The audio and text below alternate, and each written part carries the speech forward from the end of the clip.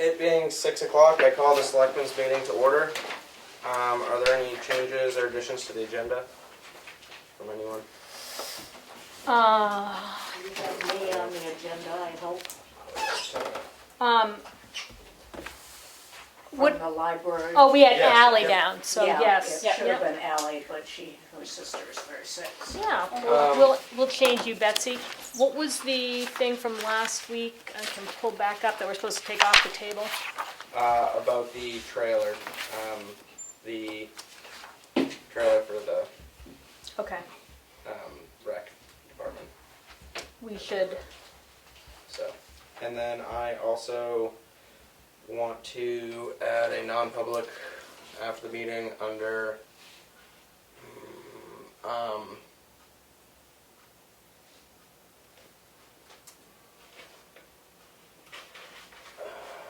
C. Okay. C.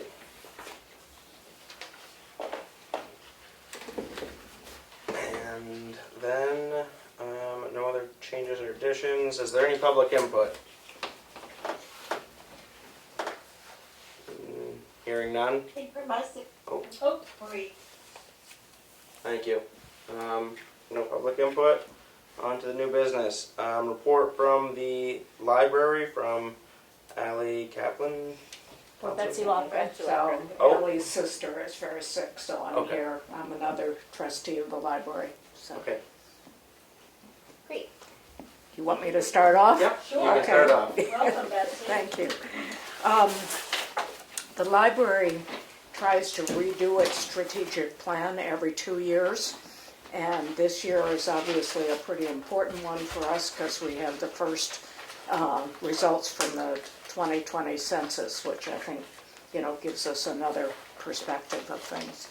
So what we do, first is to go out to various community groups, and you're obviously one of the most important ones, and to try to get some sort of initial feedback about various questions we have, and then after that we will take all that information and develop a survey to put out to the whole community and get the results from that and use that as documents to redo our strategic plan. So we're at the beginning of the process now, and I really just have 2 questions, though certainly could take any more feedback that you have. All of you got that demographic survey, didn't you? I think it was sent out to you, I hope. How recently would it have been, Betsy? Hmm? How recently would it have been? I think it was last week. I don't remember. I didn't get that. Oh, I did. Do you have any way to make copies here, or? Yep, we do. I think the most important piece of it is that. It's the front page, just. Just the front page? Yeah. Because it's a very, sort of initial look-see of the census data. And I'll have to remember a little bit of it until you can see it. But some of the things that I found surprising was that our population didn't go up that much. I really had expected, a real spike at the end of 10 years.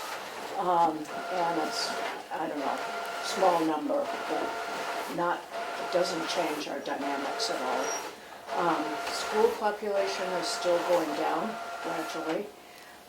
The thing I found most shocking is just the relatively poor results from the Brett School in terms of all those standardized tests that they take. We certainly are below both the state averages, and the state averages aren't really that good either. Let me see if I... Can I get, Yeah. Tim, sorry, We're No, I'm okay. a tiny bit younger than Carroll County, average age of 50, but that's still pretty high. when you look nationwide. We really have an older population here. We are substantially under the median population for family income.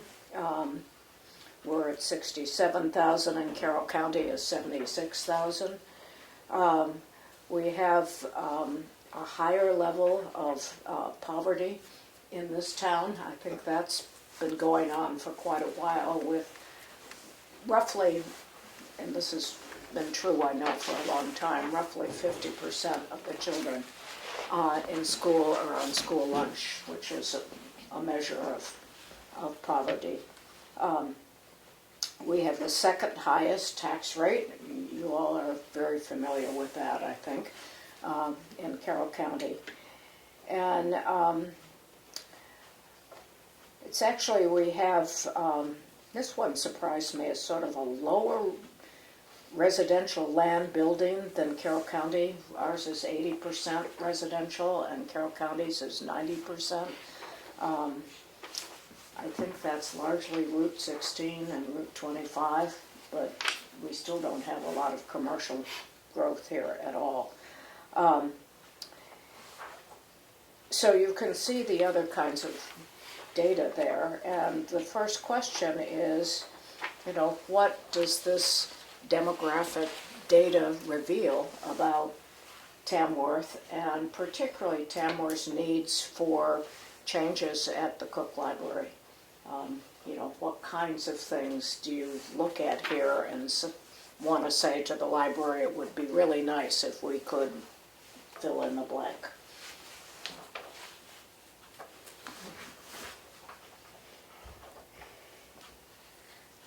So, I don't know why this has popped into my head other than the fact that I'm a gardener, but I was just wondering if there could be like some sort of gardening program for teaching people how to grow their own food, just because there's nothing more nourishing than fresh local food. Mm-hmm. So maybe just like courses on starting seeds, or I know you have that seed swap, but maybe just having that be a little bit more nourishing. And then I know from other documentaries that I've watched that if you introduce like fresh food to kids, like vegetables and stuff, they're more apt to eat healthy, because they like carrot sticks and they, they're not getting potato chips, they're getting apple slices. And I don't know, it's just an idea that popped into my head. Yeah. And we are, I remember I helped write the grant for the farmers market to provide SNAP benefits at the market. And one of the reasons we got the original grant for that was because we're a food desert, because we don't have a major grocery store within, I've forgotten what the number of miles is, but I know all of you that have to go shopping have to use a lot of gas to go shopping. Yeah. So growing. Lori, can I make a comment from home? Yes, you can comment. Yeah. Hi there. I read something from Joy Gagnon, who's a corporate extension agent today, about the farmers market, that you can use SNAP benefits for seedlings at the farmers market. Oh. I think I plan to email Annie and Bob with that information. I haven't done that yet, but that is so neat. Yeah. And it definitely fits into what you're talking about, Kelly and Betsy. Yeah, I know that's true. I mean, the amount of groceries that I have to get once the farmer's market is, thank heavens, back in business. My Hannaford's budget goes way down. Well, even like canning or preserving workshops, like how to make sauerkraut and how to extend the season, and things that might, or like processing dried beans. Like I've heard so many people say it's so expensive to eat organically, and if you eat smartly, it's actually really inexpensive because there's nothing cheaper than rice and beans. Right. Yes, Linda? Yeah. Kelly, is there still a gardening program at the school, behind the Brett School? I think so, There yes. is that still going? Yeah, I mean, when I was doing it was mostly perennials. I don't think that they were really. Well, I thought it was going to be about food, though, when... No, they're doing a food program now. Yeah, I'm not Bree familiar Roberts. with it. Yeah, Yeah, okay. I can speak to that one. Bree Roberts runs it, and I think that she's in the school 20 hours a week.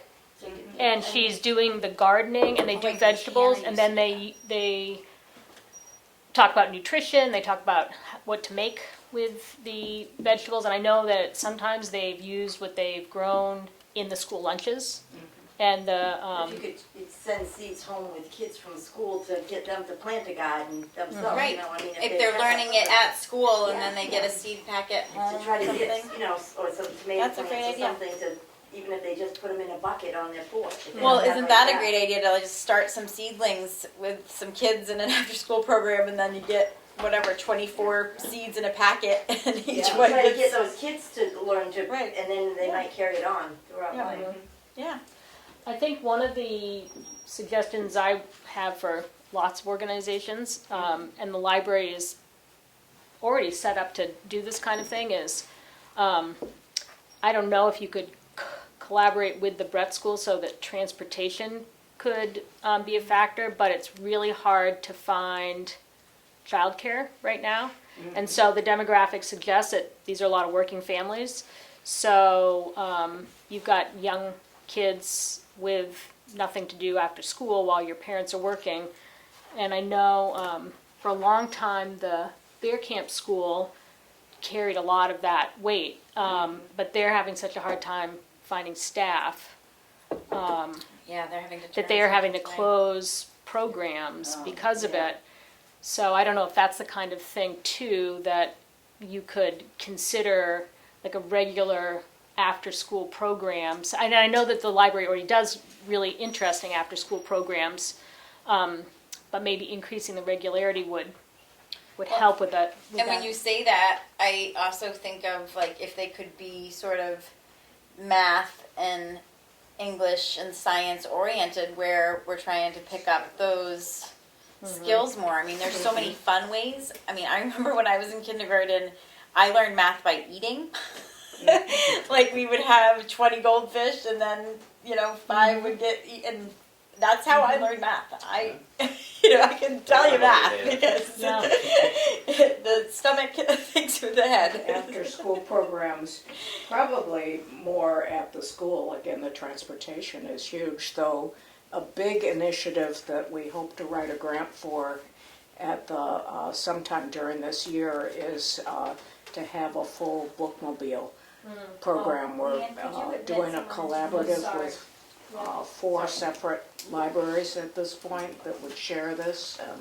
We've been invited to apply, which is good. So that I think there's a high probability that we might get it. So that at least is bringing the library around to various places with we've done sort of a pilot program with a foundation grant this year, but it still was what we could get in people's car as against buying a bookmobile and sharing it in 4 towns and really bringing the library to after-school programs and the Bear Camp Center and all of that. So.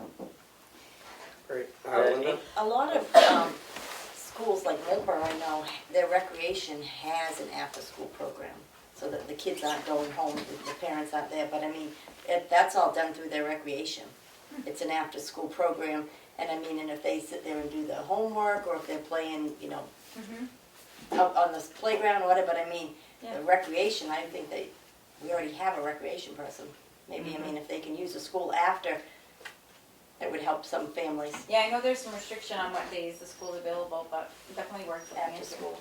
Well, it's another good collaboration. Like if the Yeah, rec, I if the think rec the- director could collaborate more with the library. I know that he's been doing some programming there. Yeah, I think it would work as a collaboration. I don't think we could run an after-school program. Right. Yeah. Our resources are basically town resources, and there's, If it may help a lot of people, I mean, Yeah. people are struggling with everything, and, Yeah. The test scores in English and particularly in math are quite bad. Do you know offhand if that's up or down or the same as in the past? this is all the information I have so far. I think I hope we're going to get more into, the census comes out in chunks, and this is really the first chunk that came out, and hopefully much more information will come out. How does the library see its role in assisting there, or is that the schools department and not the libraries department? Well, it's How do you see it? basically the school, but then the question is, how can the library collaborate? There's the huge loss of learning that happens every summer with kids, so doing Right, more like summer summer programs programs. and that kind of, particularly working with, like the Bear Camp Center that's gonna do things like that to, is a possibility. Because that is a huge loss usually every year to any school. Kids are out too long. Yeah, Yep. and I think 17% proficiency in math that's astoundingly low. Yeah. Well, and isn't it true though that right now our middle school math teacher is actually a science teacher? Like he didn't go to college for math. So I I mean, don't know. math is such a complex thing. I mean, my cousin went to school for math, and I can't even speak to her. It's like With that being said, though, I mean, middle school math isn't like trigonometry, and it can be. My sister was a not really. at Tamworth. It's not. They have an algebra. My sister- That's the problem. My sister I was in went to school algebra at 1, Tamworth. which was a high school credit my 8th grade year, Yeah. and that was like the high math class. Not But the my ones not that sister, who was about complicated. 20 years older than you, started Kennett at a pre-calc level. She had They don't already- offer that anymore. I can tell you that. He's closer to more experience. Yeah. But I'm I just was saying, at- it is possible to have kids at a higher level. I think the standardized testing too is. I might be speaking a little bit off here, but I feel that it's taken less seriously as time goes on than it used to be. That's what I've heard, and even when By I was the in school, there was an students? awful lot of kids that Yeah. did not take it seriously at all.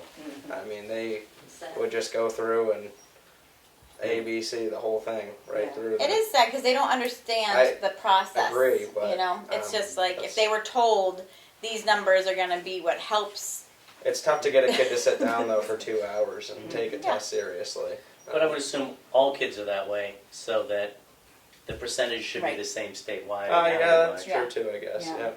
Yeah. No, But there is a big correlation, I'm going to get back to, with this, to a suggestion for the library. There's a direct correlation between test preparation and success on the tests.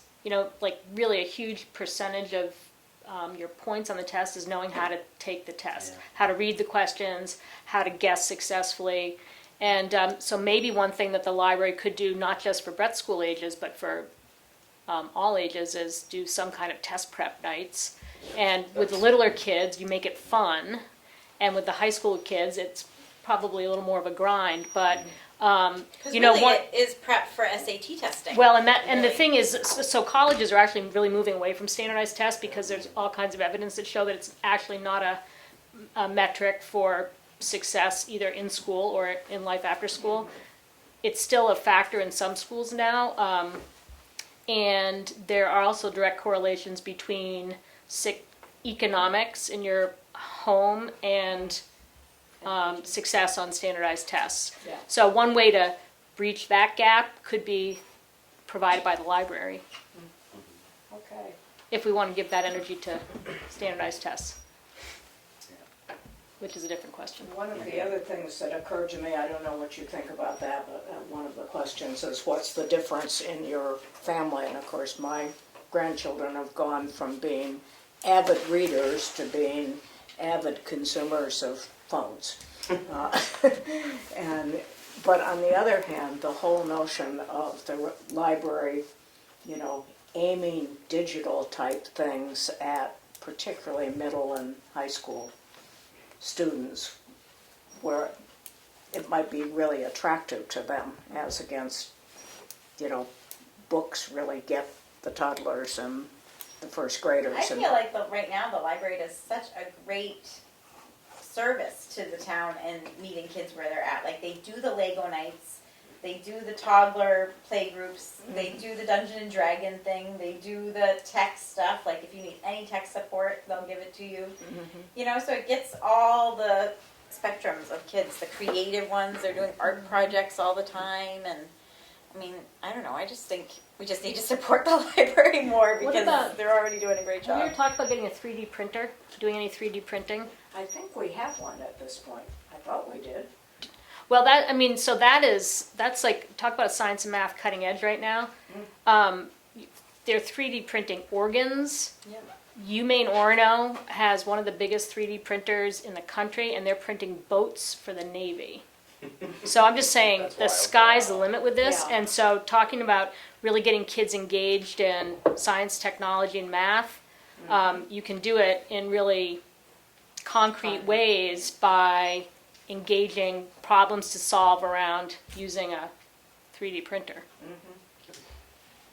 It is true that any kind of machine, I know at least for my grandchildren, it's like, okay. Well, they are, and you can use them like a big toy. Yeah. But it's teaching you how to use it like a very complex problem-solving tool later on. So you know, you can hook them now with, and then they'll be very adept at it. Okay, anything else you can think of? We have a fairly large elderly population. I'm a member of it. I feel we do a good job, but I don't know if anybody else has other suggestions. All right. Yeah. Okay, Thank you I for coming have in. one other question here, if you stay with me. After 2+ pandemic years, what questions should our library ask the community?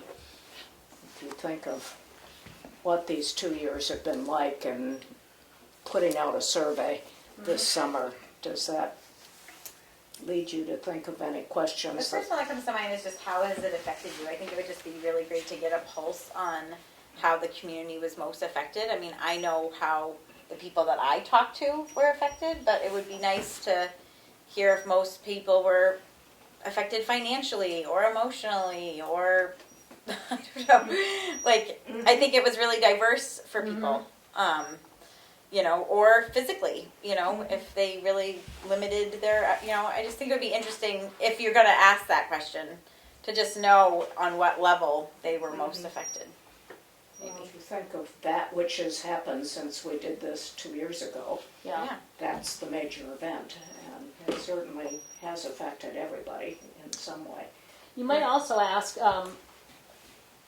people what's their litmus test for feeling safe coming back into social gatherings. So if the library does start offering programming, what people are not going to be comfortable yet going to that programming, and how might you offer programming in a way that can include people who are willing and comfortable to meet in public, but also including people brainstorm around doing Zoom inclusion. Right, like the owl, using But- the owl and, you know. Yeah, but I mean, I having think it even available. if there's a creative way to get away from that kind of interface, I mean, it feels to me like a very lonely remove if I were participating in a group when everybody else is there and for whatever reason I can't be there and this is my interface. So maybe ask people if they have any way that they'd like to engage if they can't do it in public that's not another Zoom interface.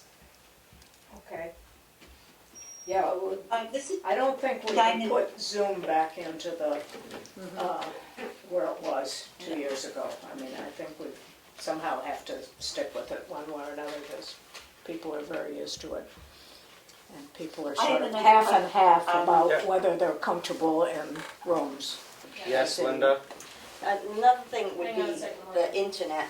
I mean, to try to get the broadband into this town, because I know during the 2 years, the people that were parked out there in front of the townhouse trying to use internet, that is a huge thing. I mean, I think people learn that. Yeah, we did upgrade our Yes, internet quite a bit, but it is true that but it's we still. really need to push to get that broadband so Yeah. that Maureen, did you have a question? Yeah, thanks. Betsy, I really appreciate the work that you and Mary and library staff in general have done on this survey. I didn't think I did much in the community, but I've been to 3 meetings in the last week, and Mary or someone representing the library was there, which I think is fabulous. The question I am wondering is, do you know how where the library is, we consider pre-pandemic a baseline. Is library utilization back to that baseline, or where are we? I think it's still down in comparison to what it was, but it's been picking up. I think there's some statistics on this thing. I was reading it. I can't, let's see. Average monthly visit, again, they don't compare it. But I was reading another kind of thing, and I think it had been going down even pre-pandemic, and sort of did like that, but has been picking up, certainly. And I think people really appreciate it. I did, being able to pick up books in the, wrapped in newspaper and not having to go in the library. You know what that is. Okay. Thank you, Becky, very much. Yeah, thank you. Okay, thank you very much. Thanks for coming in tonight. Yeah, keep up the good work, Yep. Yeah, for definitely. sure. The programming's been amazing. Yeah, it's, overall, I think the library does a really good job. They really do. Yeah. It's a Please nice thank them board for us. to be a Yeah. part of. All right. We're gonna we got sealed bids for the transfer station and the rec department bathrooms, and we're gonna open those up and see if we can't make a decision. Did you have a presentation about it? Oh, Tim, do you have something to say before we Oh, I get you. go ahead with this? And then, because Betsy left, just make sure that we get her on the agenda. Well, the only thing I had to add was, basically, there's still a lot, not a lot, but this is for the buildings itself and the addition to the rec building. So with the transfer station in particular, before that work can start, we need to run like a service water pipe, and that has to go, up into the slab. So that will have to be done first, obviously. You know what I mean? Okay. Like a conduit line. One of Water those two, line. electric and water, Yep. the service line. So I called Hartley Well, the guys that drilled, Mm-hmm. and he said they can definitely do it. Okay. And that's about it for the update until we And that can't be included in these people's excavation costs, probably. that would be separate. I mean, a service line, especially at the wreck, like I could do it. I mean, it's just a water line. Yeah. But how deep does that have to be at the wreck? Generally 7 5 feet. Yeah. And it would be the same at the transfer. Yeah. So. But the transfer, it's just a drilled casing. Yep. So there's nothing there. Like it needs the pitless adapter, the service line. Okay. So. So it needs like basically a pressure tank. That needs like everything. Yep. The wreck has all that. Mm. So the wreck just needs one water line. So that's going to be pretty easy. Okay. And then the transfer is going to need more work. Are you gonna dig that by hand or? No. Not if I can help it. All right. Is that all? That could be an after-school program. Yeah. Oh, there you go. Character building. Yeah. So it sounds like the bids, these are combined bids for both? I'm not Yeah, sure until I they open should- them up, yeah. but Yeah, let's see if they are. there's two for Because one it sounds like it person. won't be the total cost if we need a Right, lot if of you- money. It's not going to be the total overall, yeah.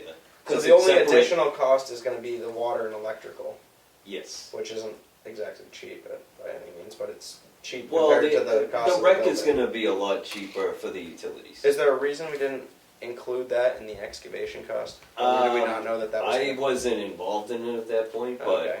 so I don't know. All right. But no, I don't know. Okay. Let's If see. it happened again, it would be. That's Yeah. all I can Yeah. say. Okay. You know. Would you like me to say the name as I open them? Or the... Yeah. Well, I think I- someone is.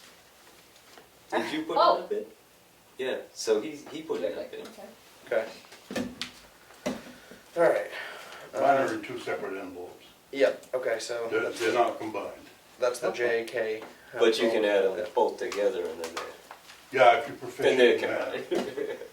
that. Don't ask kids in this town to do it. So we've got one from J.K. Hounsel Contractor out of Tamworth, New Hampshire. This is for the rec building.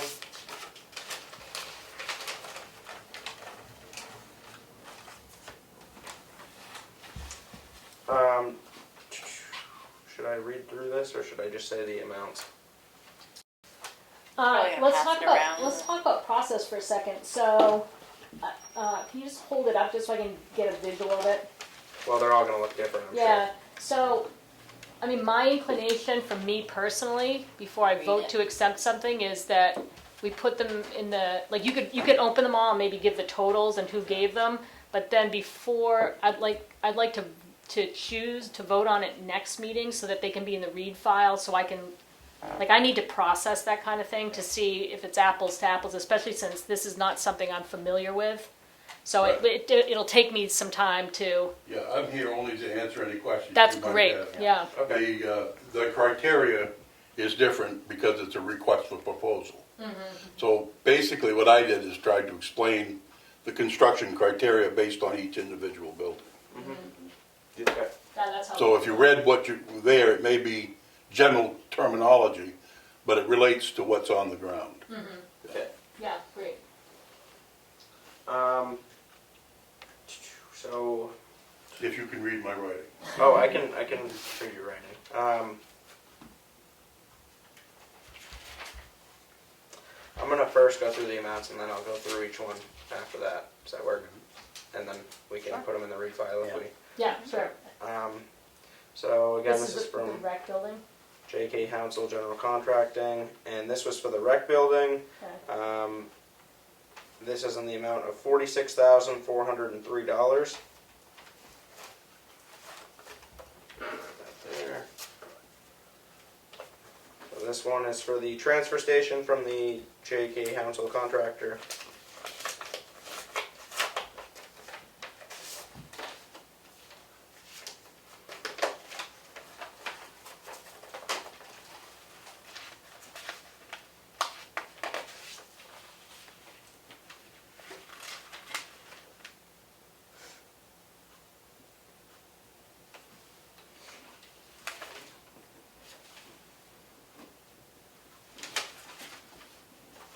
And this is in the amount of $68,644.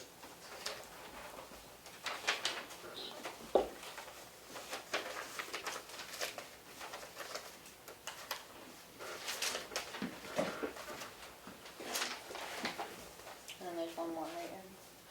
That right in there. Yes. This is from Cobalt Construction. Where are they from? I believe that thing. Effingham, New Hampshire. Effingham. And Jay, you're Tamworth, you said? Yeah.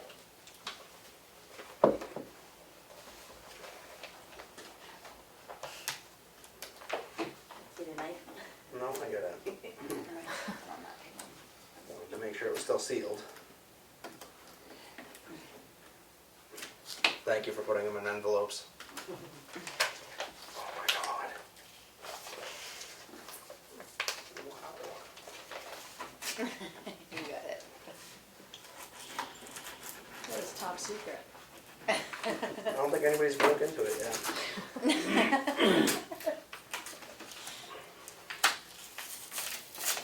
I'm saving it for you. It's like opening Christmas presents. Were you that neat opening Christmas presents as a little boy? I like to reuse the paper, so I try to be. You don't even want to get me started on that. I have boxes of it. This is from Cobalt Construction out of Effingham, New Hampshire.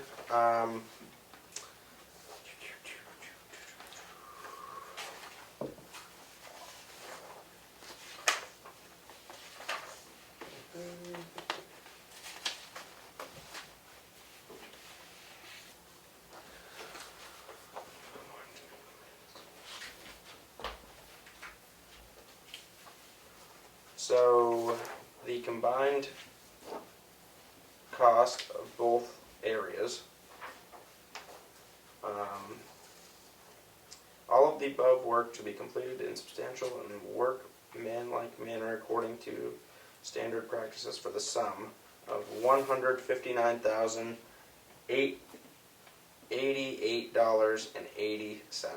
Wait, 159. $159,088.80. Wow.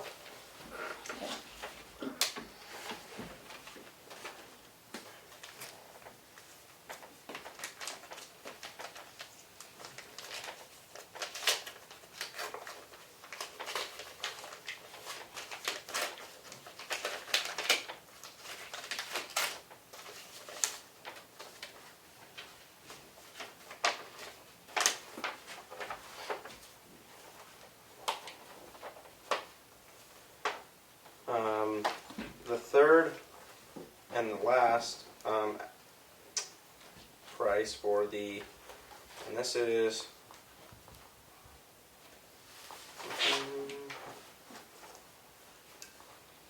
this is a combination as well.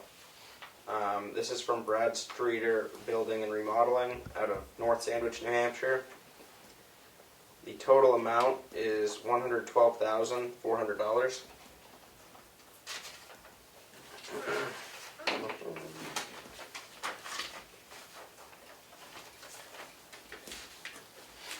Would you like me to go through them a little bit? Just read through them a little bit? Anybody have an issue with that? Should I? I mean, I know, like Leanne stated, it's gonna take me time to sit with, and I'm not gonna be able to. I was just going to read through it more for the eye of the public, but. Oh, yeah, I mean, Yeah. I'm just, yeah, whatever you wanna do. Yeah, I'd like to explain the one for the, Okay. up on the hill for the transfer Yep. station. Yep. if I- Hold if on I just might. 1 second. Just because it's not standard.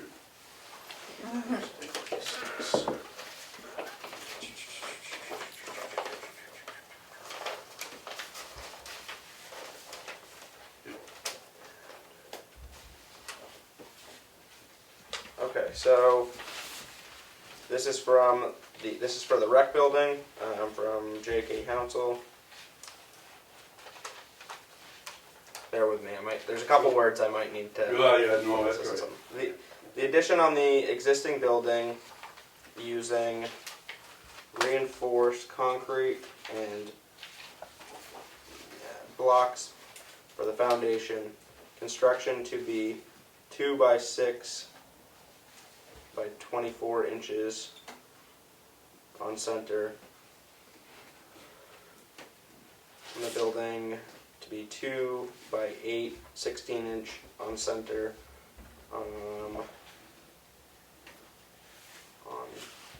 On lean-to. Yeah. On the lean-to. Siding to match existing.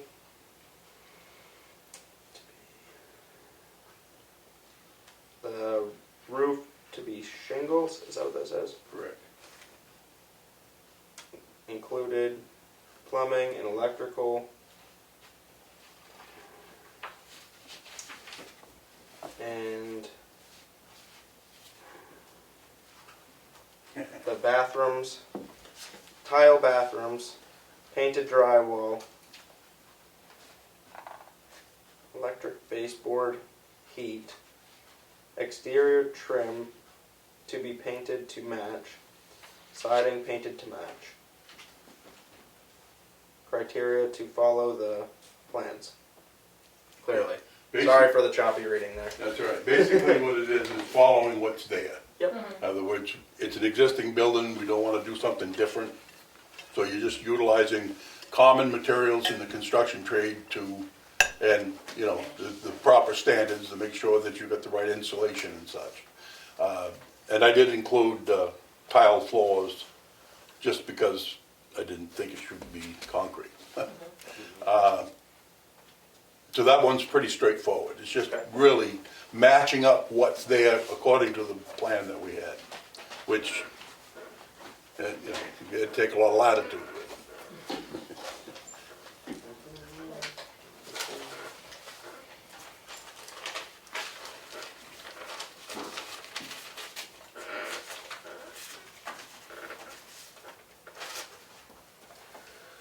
So this is from the J.K. Council General Contractor. This is for the transfer station, bathroom, or transfer station building, not just I think they call it the break room. the break room. You could just have him summarize it since he's here too. If I it's, can read it for if you it's if you less, want if it's less challenging. Why not? Well, this one, That one's tough. this one's typed. Oh, that was like, That was just a little bit more complicated. yeah. Okay. Well, this one I won't have an issue. I can read, barely, but. Addendum to proposal: construction to be as follows: rebar, reinforced poured concrete footings, foundation to be 12 inches by 8 inches by 16 inch rebar reinforced concrete blocks. Floor to be 4-inch poured concrete slab on grade with grace fiber reinforcing. Finished floor to be glazed tile. Wall construction to be 6 by 8 by 16 inches with rebar reinforcement and wire ties to receive masonry. Exterior veneer. Roof to be 6 by 12 pitch trusses, 2 feet on center, with 5/8 sheathing and steel roof panels and gable and eave trim. Gable construction to be plywood over framing with vinyl siding. Insulation to be 2-inch poly extruded styrene in cavity between between interior and exterior wall, and R30 fiberglass and ceilings. All plumbing and electrical included as per drawings. Heat to be gas-fired Rinnai type heater. All interior walls to be with painted finish. CMUS. I don't know what that is. Cement masonry units, Cement masonry units as blocks. with painted finish. Kitchen base cabinets to be included and 2 vinyl clad windows. There were none on the print. But that'd be solar building with a window. Right. There are no windows on it? If there were no windows in the print. But not unusual to request for proposal. Okay. So what we're proposing up there is a complete masonry building.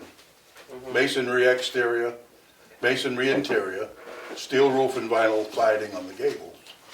It's virtually maintenance-free for forever, basically. Forever, the length of the life of the materials that you use. I hope I still got quite a few years ahead of me. I wonder if I'll see it wear out.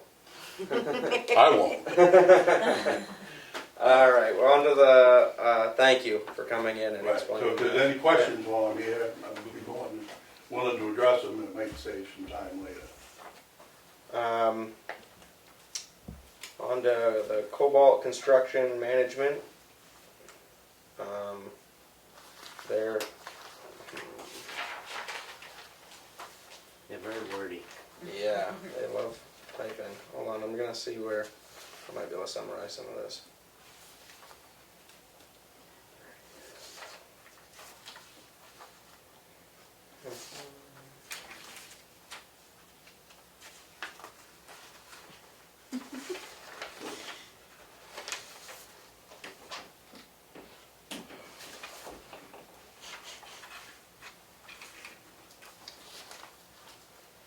All right, I'll read the cover letter and then I'll try to summarize after that. Dear Tamworth representatives, Cobalt Construction Management, an established contractor, builder, and craftsman, is pleased to submit our proposal for construction services as outlined in the request for proposal. We are confident that you will find that enclosed information meets with your approval and demonstrates that Cobalt Construction Management is more than capable of partnering with the town and its members in administrating, managing, and facilitating your project. Project members will find that Cobalt Construction Management has a vast amount of experience doing similar work, and our philosophy is based on collaborative teamwork and a commitment to service. We will work closely with you and association members throughout all phases of your project, providing an integrated, multidisciplinary approach that is not only cost-effective but well-suited to creative solutions. Our work involves listening to the clients to understand their goals, gathering and analyzing information to identify and solve problems, and striving for construction excellence and innovation on every project. Our professional reputation for quality services, successful scheduling, budget control, and overall high performance on construction projects is supported by the fact that our major share of our work comes from referrals and repeat clients. Cobalt Construction Management has completed many state and municipal projects over the years, including Town of Sanbornton Library, Wolfboro Old Route 109A Farm, Thompson Hall UNH, and among many others. We are excited to add the Town of Tamworth to our project portfolio. Thank you for your consideration. Respectfully submitted, Chris Garcia from Cobalt Construction Management. All right, let's see if I can try to maybe summarize a little of this.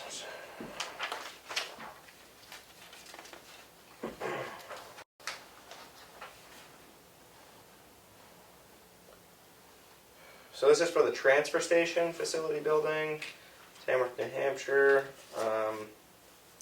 All scope of work is based off drawing dated 5/7/22.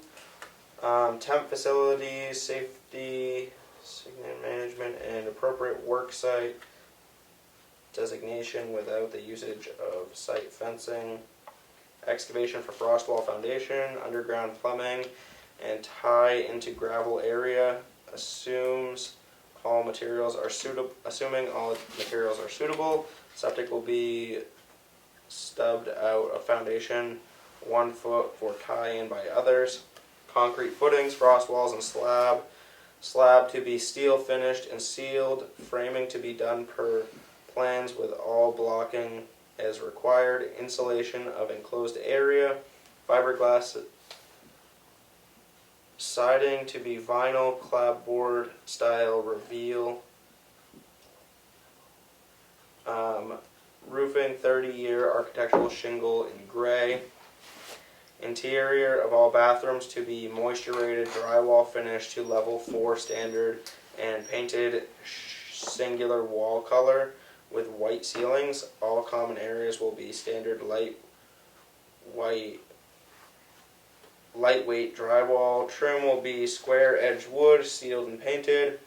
Kitchenette, break room, custom base cabinets including solid style and rail recess, panel doors, solid drawer fronts, full extension box drawer, hardwood veneer, exterior and interior, painted finish, paint, TBD, and solid surface countertop. Doors and hardware will be appropriate and ADA per their location.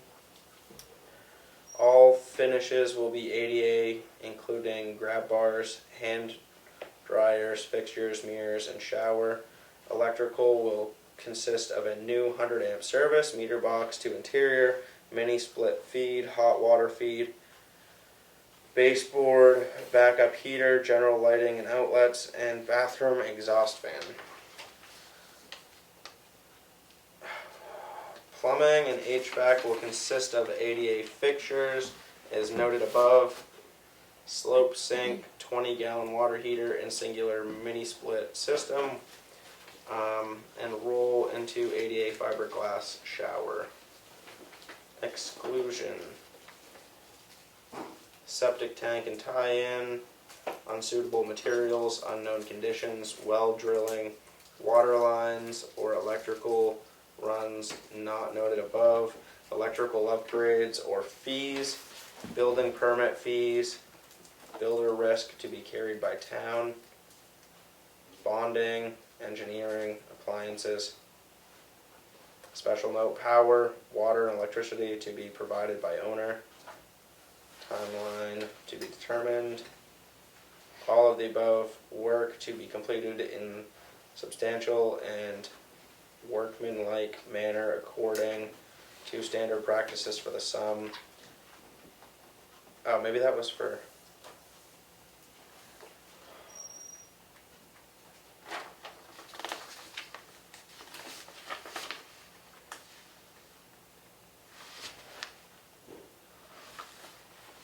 I think I messed this up maybe.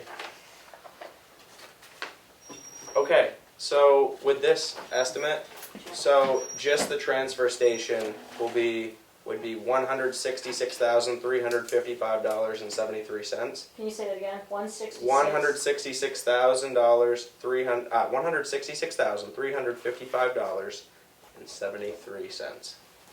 Just the transfer station? Just the transfer station. So the $159,088.80, that was just for the rec building. So I messed that one up. So Just the addition on the rec building is 159,000? yeah, so there's two separate in here. It wasn't one. I just flipped to the back and found the number for the rec. That was my mistake. So. Okay. So if we want to briefly go through the rec building.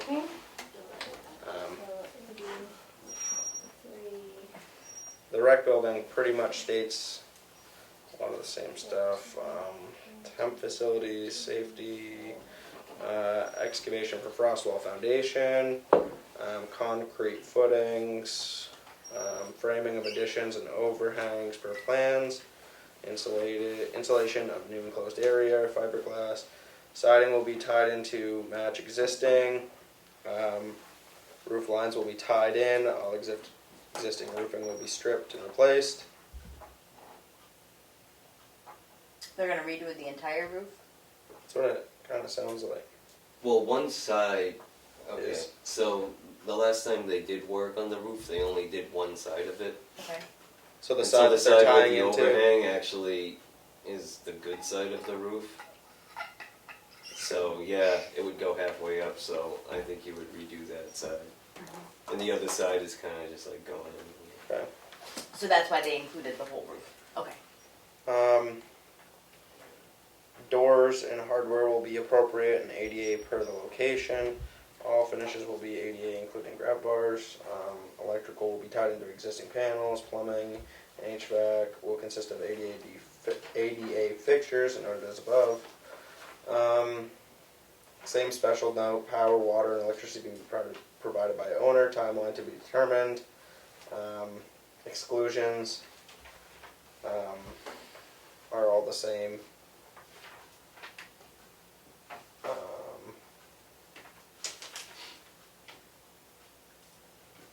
I didn't know on the last one. There's progress payments to be made of $40,000 at agreement for security of lead time materials. Monthly AIA invoices thereafter. So that's for Cobalt. And that one was the 159. That was for the one, yeah, 150. That was for the rec. Again, I didn't realize that there was two separate there. That was my mistake. Hopefully I didn't do the same on the Brad Streeter one. Or was it? What to do? Well, that's all that's in there, so hopefully I didn't. So, this is a estimate, so it's not a quote, but so it just says description: hours to build a 14-foot by 22-foot 3-room full bathroom kitchen utility to specifications from plans supplied by Freedom Designs, dated 4/9/22. In the amount of $78,500. So that would be for the transfer station.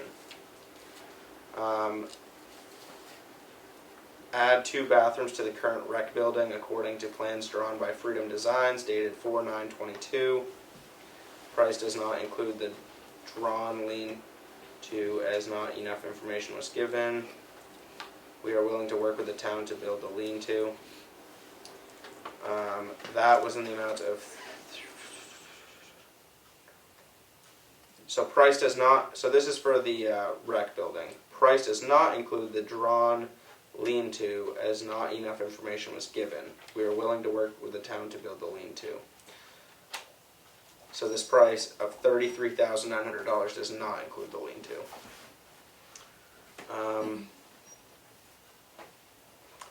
hours. Getting power to the transfer bathhouse will be done at cost plus 15%. So this is including, so this is saying that the electrical line, they would do that during the work, but it would be done at cost plus a 15% charge for that electrical line we were just talking about. All sewer hookups outside the foundation is done by others and not included in any pricing, which that seems to be obviously the same. A detail location as to where the sewer drain pipe is to come out of the foundation will be needed. Any water supply work done outside the foundation will be done at a cost plus 15%, same as the electrical. So he's saying that they would do the power and water charge at cost plus 15% if we decided not to do it through somebody else, if we had them do everything. Septic system work done by others and is not included in any pricing. Obviously, price does not include a new asphalt roof on the rec building. Brad Streeter Building and Remodeling is willing to discuss installing a new roof on the building. Terms of the job, 50% upfront before work starts, 25% when the exterior is watertight, electrical is roughed in, and plumbing is roughed in. Last 25% due within 7 days of completion. So, and the total for the two places, minus the lean-to at the rec building, was $112,400. That's without the roof too, correct? Yes. Okay. The only one that included the roof, if I'm, was the Cobalt construction, Okay. I believe. Yep. Wasn't asked to. No, that's Yeah. Yeah. So- no, I understand. Noted that it needed to be done. Right. Yeah. Yeah. Is I there don't any- remember about yours. Is it ADA compliant? I don't remember. Well, it has to be. Yeah, it has to be. That's what, Yeah, I was there's just making nothing- sure. Yeah, the law is the law. I mean, I didn't remember it being stated, so I I didn't just put was in all the clarifying. letters and all the Yeah. jargon, but it Yep. has to be. Okay, I just was clarifying. Yeah. Okay. Thank you. Yep. Maybe a stupid question, but the lean-to, what is in the lean-to? Is that where the bathrooms are supposed to be, or? No. No, it's That's- what's gonna No, be I in could the give lean-to. you a copy of the plans. It's basically just, it's just a roof that Storage. leans out It's a shed to style. come, yeah, like the side of like almost like a barn, like Yeah. just a lean-to, just to put stuff under, like Just the for new storage. trailer and, Right, yeah, okay, yeah, just storage. for new equipment. This is gonna end up coming out of ARPA. Right. And another question is, how much is in it? Well, that, but also I'm not sure that we can, maybe I'm speaking out of term, but I'm not sure if we can include the That's lean-to included, yeah, I in this don't know. cost Right. because, Right. It's not. because it's not, ARPA has kind of strict Strict. guidelines on what the money can be spent for. Like, it can be spent for safety equipment, that's, you know, Septic water. septic, water, that type of thing. The lean-to would be something I'm not sure if we could. It's interesting because the way the plan is drawn, you have to blend the addition roof Into the, into the pitch of the lean-to. If you eliminate the lean-to or a portion of the lean-to, you could change the structure of the roof design and be more effective, more cost-effective. But the way it was drawn, it was all blended together and it made it quite a complicated little corner at that point. So you would be able to drop your price based on the fact that you either are going to build less of a lean-to, because they actually extended the lean-to beyond the length of the existing building to include the addition. If you shortened it back up and had a freestanding roof on the addition that wasn't tied into the lean-to, you'd lose 8 feet of lean-to, but you would have be more cost-effective and a better looking building. That's just So- my opinion. I shouldn't go.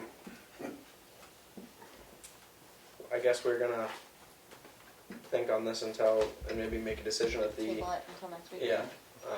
And I think we might be inclined to invite a couple of the bidders into our next meeting. Yep, to kind of explain their, If you have questions. all right, Should we ask, so Mr. Hansel doesn't have to come back, or should he come back, are you saying? I think it is likely that you'll be back a week from now. I would think that As you would want Mr. to Stewart. know Yeah.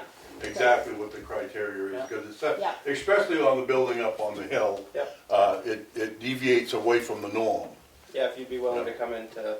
But I'm a masonry contractor, so. Yeah. I did the same thing for the Brett School when they put the addition on in there. It was a request for a proposal. They were initially thinking steel studs and drywall. And we went all masonry all the way through with steel door frames the whole way. And saved them some money and ended up with a maintenance-free product. So that's basically what I was looking for, the opportunity up there. So. And just as easy to heat? I don't really know. Oh, yeah, well, you might look at upgrading the insulation in the cavity wall. I went with a standard 2-inch polystyrene Okay. foam board, which is as big as you can get with polystyrene. But they do have a better quality of maybe a little higher R factor. But when you take into consideration the 6-inch block, 2 inches of styrene, and then a 4-inch veneer on top of that, you're looking at Pretty good. basically the same type of construction we do at schools. Yeah. And then the R30 in the ceiling is where your heat loss is, Yeah, basically. Exactly. Yeah. Great. And the block foundation is different than the poured foundation. That's why I know some people like to get away from it, but you gotta consider that the whole thing's buried on all 4 sides, inside and out. It's not something that won't stand up, and we steel reinforce it every 4 feet and pour a continuous beam at the top that ties everything together. So it's a very viable alternative to poured concrete. Reason to go that route is I get paid, not somebody else. It's pretty simple. And just a question for the minutes. Mhm. Tim, would you call the contractors and invite them Yes. back? Not Keith, so you'll do that? Yes. Okay, thanks. You can just tell me what you, and then I'll get a hold of them. Yep. Okay. Can I get copies of those before? Are you all set with those now? Well, I think that we They're gonna wanna wait have till to go next in week the so we Yeah. can read them, cause I need to like, chew on No, that. I But just if don't they have were- any copies. I just wanted copies for myself. Then I can give you back the originals. If they're in the read file, I think you would have access to them. Oh, Oh, yeah. you leave it in We're there. gonna leave them here in the blue. So that this all blue of us folder. have access to it all week? It's fine. So you should also have, Yeah. it's that blue folder, you know where the read file is? Keith will know. I'll where it find Yeah. it. Yeah. All right, It's just on the shelf by our mailboxes. Thank you. thank you for coming in tonight, I appreciate Just it. a Thank you. thought, just a thought, when you add up both of the proposals, Yep. it's the lowest of the 3. Thank you. Thank you very much. Thank you. Thank you. Tim, are you gonna head out, do you think, or you? Yeah. I just wanted to run by you, just cause you're in the room and I don't have your contact information. I'm gonna be, Oh, it's in my selectmen update, It's in the but, middle. Yeah. I'm gonna be Couple meeting with thousand Chris away. Yeah, it's Pappas, not- Congressman they're- Chris Pappas at the transfer Right We just, there. I'm just hearing too many Sorry. conversations going on. I know who the guy is, but I haven't met him. But yeah. So he's gonna be at the transfer station, next Thursday at 11 o'clock, and I'm gonna be meeting with him as well as Willie Farnham from the TSIC program to talk about to talk about the septic plans and the ARPA fund and all of that. The congressman, he's coming to talk to Next Thursday at what? at 11 o'clock at the transfer Who's station. coming? Chris Pappas, Congressman Oh, okay. Chris Pappas. And I just didn't know, Tim, where you've been so involved in the design and the scope of the project, if you might want to be at that meeting with us, if you were available for it. Sure. That's all. Yeah. I would. Okay, thanks. Sure. no problem. Are we good, Tim wants to just leave as soon as That's he why can. I just did that, Yeah, 'cause If we don't have anything else for him. I No think a worries. motion might be good, a specific motion as to what action to take. to table it until next So week. what, well, I'd make a motion, we invite the 2 low bidders to next meeting. I second that. Any discussion? Hearing none, roll call vote. You said yes? Roberts, yes. Goodson, yes. Dennis, yes. 4 yes, 0 no, so we're gonna invite in Brad Streeter Remodeling and, Cobalt. no, JK Housing. The JK Oh, Housing. the low contractor, bidders, sorry. General contractor, so. I keep thinking like JK Rowling. Yeah. So we'll do it again next week. And maybe we should send out like something to Cobalt just saying thank you for your interest and we appreciate it or whatever. So we can. Would we do that wait until we made the motion to not hire them, or? I would wait. I would wait Yeah, till they we wait until it's Yeah. like. Yeah. That's what I would do. Yeah. Yeah. Okay. Because they really did too. Yeah. Yep. But thank you. Thank you. And you're all set? Yep. Thank you, We're Tim. good. Thanks a lot for all coming your help tonight. getting set up, Tim. Sure. See you all. Have a good night. Bye-bye, have a good night. I think the extra money was their envelope. And a nice letterhead. The time that it took to write Oh, that, man, that I page letter. That was I bet it took them a while to put that. Did we have an estimate, an internal estimate, or no? I Nope. don't I remember don't having recall one. us having that. No. Okay. I don't know if you wrote on your agenda that How balanced? the next thing we have to do is take the trailer, finish the trailer business, take it off the table Yeah. from last week. So I make a motion to untable the, how am I gonna word that,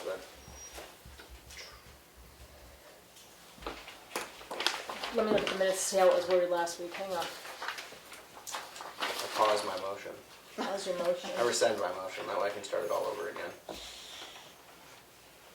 not sure I know what it is. It was a trailer for the mower. Yeah.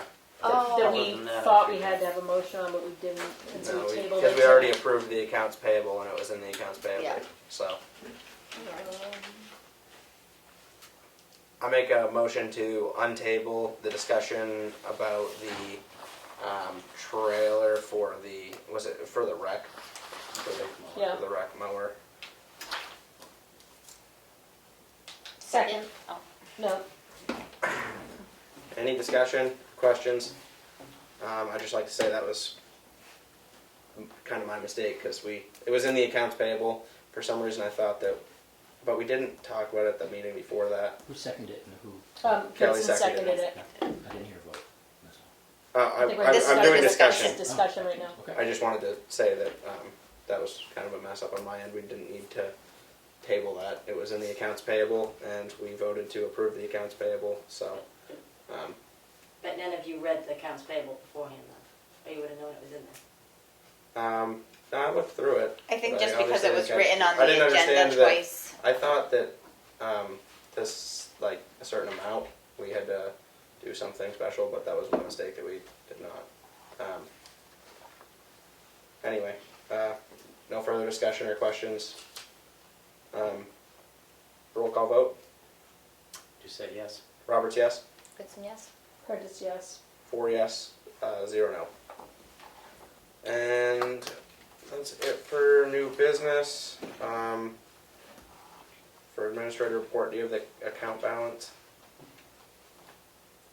Keith said she texted it to you. She said she just texted it to you, right before the meeting started.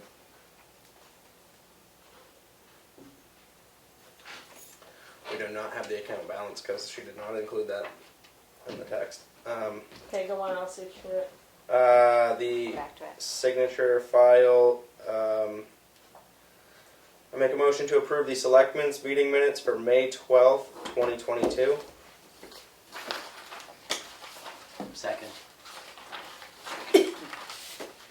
Any discussion? Hearing none, roll call vote. Just say yes. Roberts, yes. Goodson abstains. Prentice, yes. 3 yes with 1 abstention. Tim, do you have something else? Yeah. Did you really know the office door? Do you guys have to go back in? Yeah, we do have to go We back have in to there. go in, All right, I'll right? leave it over. You He have to said put you the- can leave this and he's gonna put it away in the morning. So, Okay, put all that yeah, I think the folders have to go away. Yeah, I Is think the that it? folders get put Yeah. away. Thank you, Tim. Thanks. I make a motion to approve the account payable in the amount of $27,278.16. Second? Any discussion? Hearing none, roll call vote. You said yes? Roberts, yes. Goodson, yes. Prentice, yes. 4 yes, 0 no.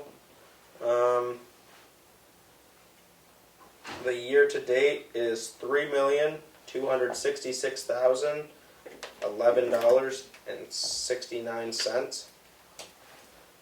That's it for the signature file. On to the Selectmen's update. Richard, what do you have going on? We had a transfer station improvement committee meeting a couple days ago.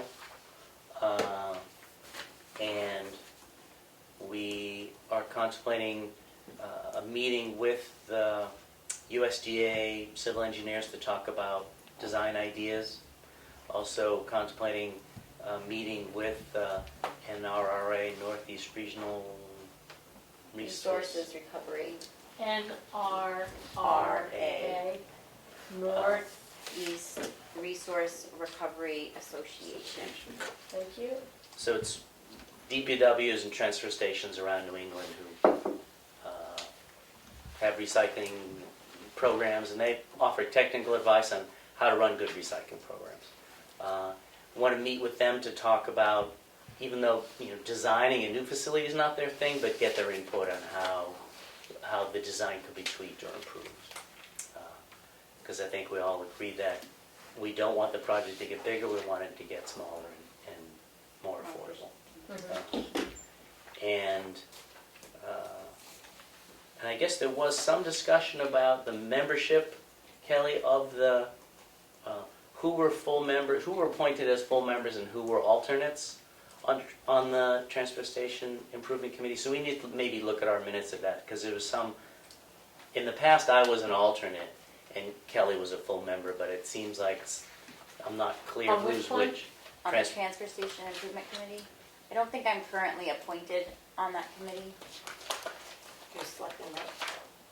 I don't even. It's right here, so So we just wanted clarity on who's a member, who's an alternate. Kelly Goodson is the rep, and Okay. Emery was the alternate, but then you came on board, and the question came up that's- because, So I was gonna include that in my Selectmen's update, that I talked to council, yeah, and I can attend the meetings. We can have 3 selectmen there.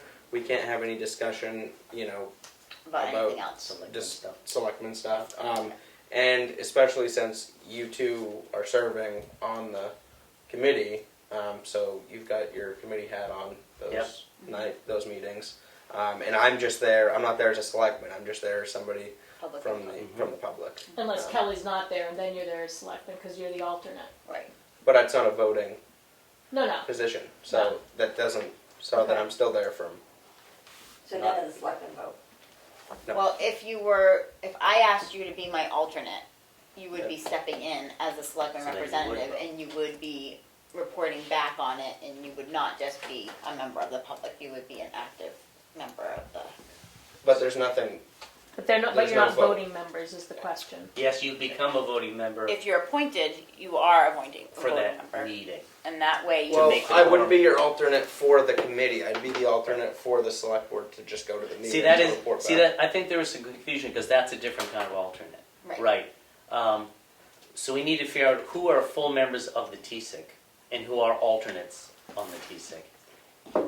And the that's select kind of board alternate is overlapping with totally this separate. rep Yes, alternate yes. thing. That I'm not a. Okay, Yeah. You So, would still not be a voting member. I Right. get what you're No, saying. Right. that's. Yep. but the question is, are you a voting member as a select I board rep? used to be, but I don't think that this current term I've been appointed to it. When we so we need to look back at the original appointment from a month or 2 ago.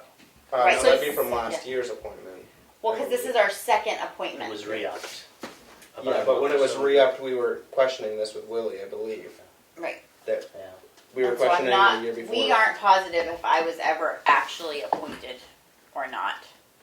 So you're saying, so just so I can understand this, so there's a board appointment for the committee, Yeah, and those members who are appointed by the board, the select board, are all voting members. That's separate from being the select person's rep? Yes. correct. I Or was the select appointed as an person's- alternate last time to the Mhm. TSIC. Well, because you don't have to be.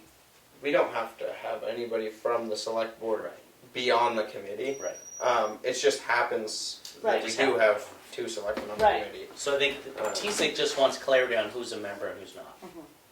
And I always thought Kelly was till this couple days ago. You said you weren't sure you were. So Because Willie did not think that I had been appointed as a voting member. When so- did that appointment happen, the new Well, appointment?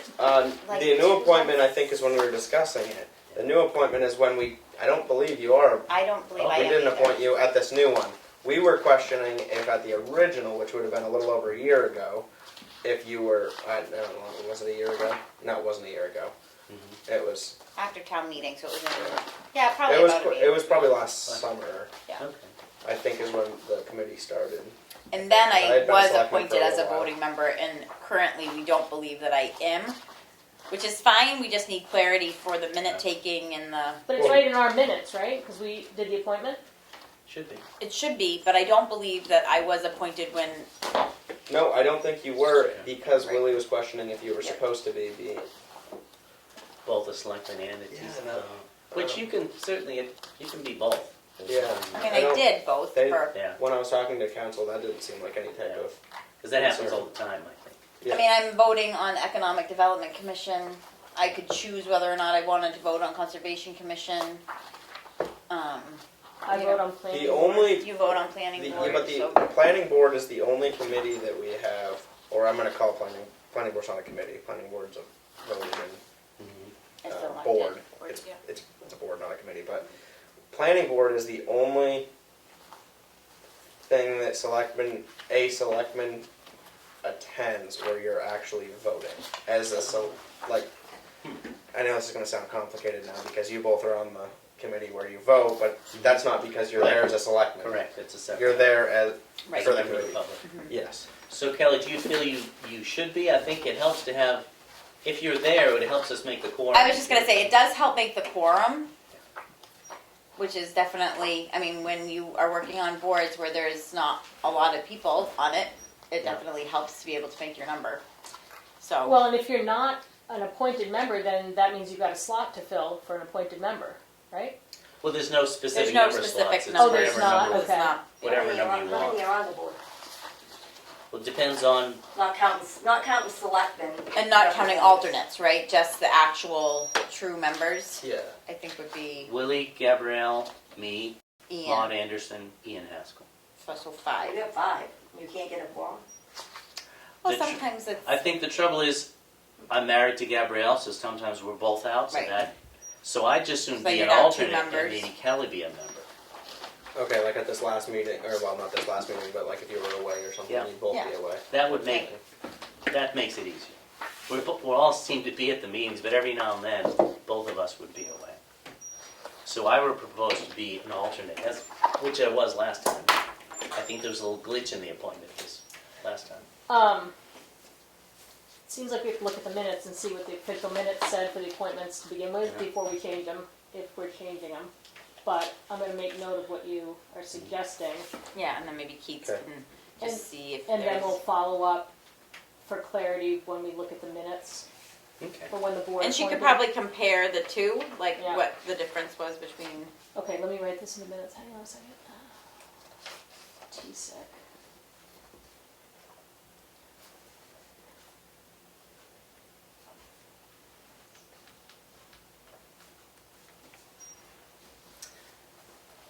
And a couple other things that came up. There are at least one state grant and 2 other federal grants that we still want to pursue over the next year to help fund the transfer station improvements.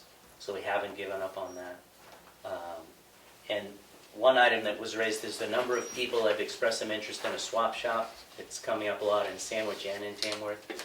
And our current thinking is that the TSIC would not take on that matter, that will be dealt with by the Tamworth Recycling Project, because it's more in their purview.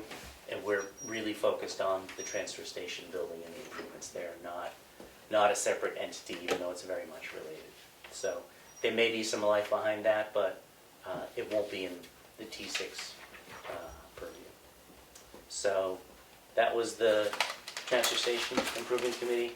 I did attend the Sewer Commission meeting a couple days ago as well. The Sewer Commission had the septic designer, Jim Ryan's there to talk about the issue of capacity of the sewer system. It's fairly complicated, becoming a little more clear to me, I think. The capacity issues could be really problematic, or it might not be. It's hard to say. For residential buildings, it's fairly simple math as to how you design how you calculate the capacity for septic or sewer. It's based on number of bedrooms and 150 gallons per person per day, etc. For non-residential buildings, there's more wiggle room as to how you calculate the capacity. So the sewer commission has been talking to the septic designer about redoing those calculations to know for sure what the calculations are. What is the capacity of the system? One piece of good news is the septic design was for a particular amount, 17,000 and change, 17,000 gallons and change per day. But as was constructed in the field, it's actually bigger. And I don't think the commission knew that. It's just under 20,000 gallons per day. So that was good news, that the capacity it didn't go down in the field, it went up. So that was, I think the sewer commission needed a little bit of good news, so I think we got some. So the design said 17,000, but the actual build was closer to 20? Correct. That's what you said? Correct. Okay. So if the commission decides to hire the designer to do the calculations, I think they'll probably decide that at their meeting next month. There was also discussion about using the metered amounts, and I think what the commission will likely do is compare the calculated amounts with the metered amounts and then decide what they'll do and what they'll bring forward to DES. And hopefully we won't be over capacity, because it really completely limits the development of the town center if you don't have capacity. And there are already various entities looking for more capacity, and the commission has taken no action on that yet. I also dialed into a Carroll County Broadband Study Committee meeting, which was very interesting but fairly confusing. They do have a lot of money coming in from the federal government to help build out broadband throughout Carroll County. I think the source of funds is the federal infrastructure bill that was passed last November, and the state of New Hampshire will be putting out a request for bids. It's called the Broadband Matching Grant Initiative, and it'll be, I believe, 75% funded by the grant program. The entities that are likely to qualify to apply will be the internet providers, not municipalities, but that whatever towns those providers serve would have to come to a selectmen's meeting, and it would essentially be a collaborative process with the selectmen. So it appears that federal money is finally flowing to the states and to the towns to help build broadband in places that don't currently have it. And they're defining broadband as 100 download, 100 upload. It'll start with 120, so it's 100 download, 20 megabytes upload, scalable up to 100. So that's faster than probably anybody in the room has, so that's pretty good. And they don't specify a technology, but they all realize that only fiber optics can meet that. Copper won't be able to meet it.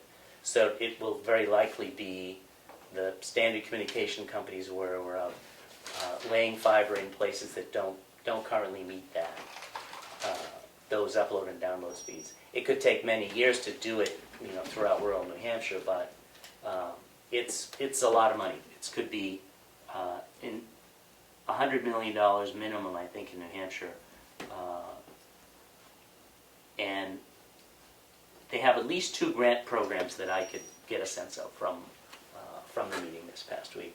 The one tidbit that was interesting is it appears Tamworth is not a current voting member on the committee, because by statute, each town needs 2 members appointed, and it's not clear who was appointed from Tamworth. So we need to look into that to see who was appointed and did that information just not get to the committee? Yeah, because I thought it was Pat Farley and Becky maybe or something. Yeah. They don't have records of two for sure. Yeah. So we- CC Broadband meets as needed, Representative Emery Roberts, no alternative, no alternate. We changed that, like, Okay. schedules, or not schedule, everything that Aaron was doing, Yeah? we, for now, So passed on I'm- to, so, I'm the alternate. That's Yeah, what he- Oh, you're the alternate, okay. But I don't know texted if me the day that, before, and yeah, then, I don't know if if the committee realizes appointments have been made. Okay. Right. So I think we just need to inform them, yeah, we do have two appointments. And just because we have a selectman's rep, is that the same as a voting member? It's sort of just like the TC. Right. Mm-hmm. I guess we might consider it as such, but maybe we never told them. oh, so there is a voting member Yeah. on there? And I guess you need to have two, and I don't know if they both need to be selectmen, but at least the town needs to have two reps Reps. appointed. Okay. So, then so we can vote. So Tamworth can have a vote. We need to have these two reps. So if right now it says that Emery, you're our representative, and Richard, you're our alternate, we can go that you two are our members. It's not, like, the meeting was at what, 10 o'clock? 10 o'clock in the morning, it's On a Wednesday? wacky time for meetings, but Yeah, that, I don't know if we Does that both work need for to, you, or should we? I don't know if we both need to be there, well, we just know both need to be on paper as reps. yeah, Okay. So we need to clarify that. like 6 months out of the year, that's fine, but Yeah. over 6 months, that's gonna be a little tough. Yeah. Yeah. Depends where I am, So the Richard, day and week. when are the meetings? 'Cause it says as needed on our schedule. I don't believe there is a schedule. Oh, okay. Yeah, I think it's, the meetings aren't, like, They're not a Often. regular thing. Yeah. I don't They're think once, often. they're once a month at most, Yeah, Uh-huh. but they didn't indicate when the next one was. okay. Would you then check to see if both of you have to be there? How did you find out about that? I just saw it on the exchange. And I said, Oh, I see, I never should look at find that. out what that is. I never look at the I saw exchange, something. but you texted me, I was like, I didn't even know Yeah. this was happening. So we need to So- figure out, are we the reps or should we? Because maybe somebody else thinks they're the rep and I don't even know. It was confusing to me. Okay. Yeah, I mean, if nobody from Tamworth is going and representing Tamworth, and we have you down as the reps, I'm making an assumption here, but I don't know how else we'd clarify it, because Linda, you were saying last couple weeks ago that when they came to make the presentation, That was through consolidated. that was consolidated. Okay, sorry. That wasn't the Carroll County. That wasn't the Carroll County, my mistake, yeah. But I think Pat Farley's very involved, so I would ask Yeah. her. if We she's- should ask her. She knows a lot more history than I do, for Yes, sure. absolutely. And was she at the meeting? No. No.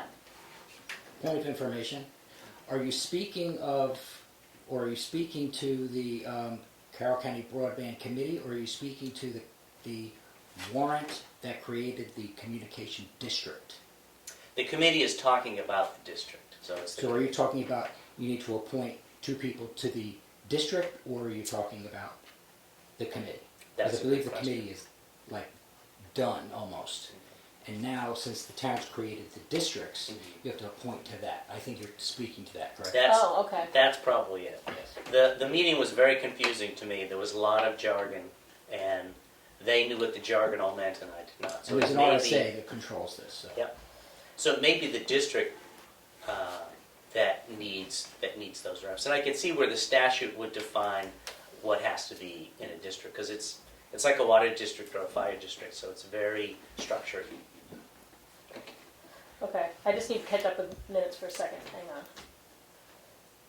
Because especially if it's a confusing thing, I think we should make sure that we write it down, so we Yep. follow through on it.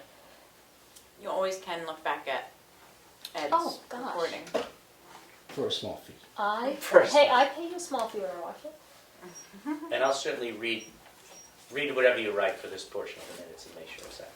Okay. The warrant district, is that what you called it? Communication district that was created by RSA. Communication district.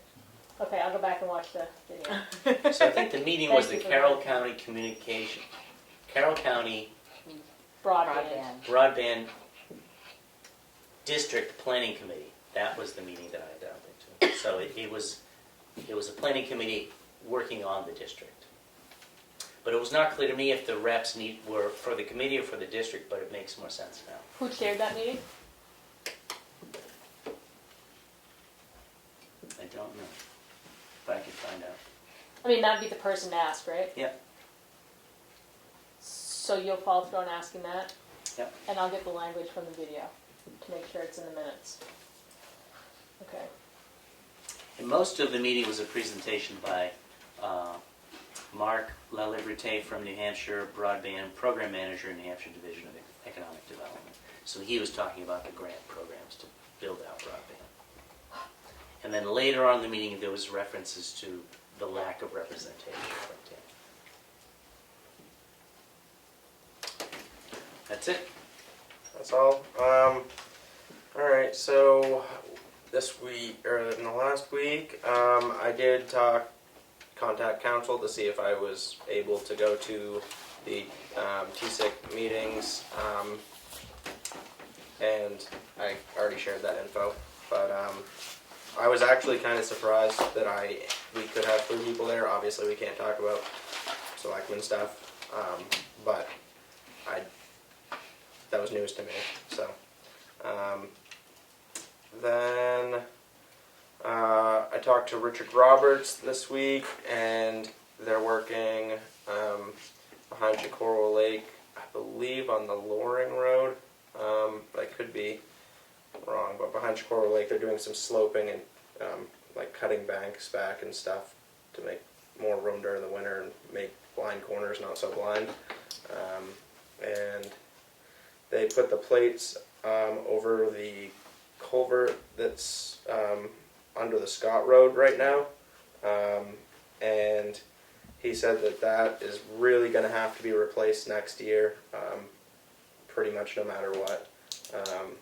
So he's hoping that maybe things will slow down a little bit between now and next year, and the prices might go the other way, but I think he's being a little optimistic. We'll have to wait and see. And I also talked to Dan, the rec director, this week, because I forgot to ask him last week if he had been posting to the website, which he has posted to the website, or he's updated that, and I told him that maybe that should be kind of a more frequent thing, that people do look at that, and that they'd appreciate if he did post on there more. And I didn't ask him how he'd been making out with the hiring process, but I will do that next week. I'll talk about that when you get to the end of the table. Okay, and also we did, I forgot to make this public last week, but we did hire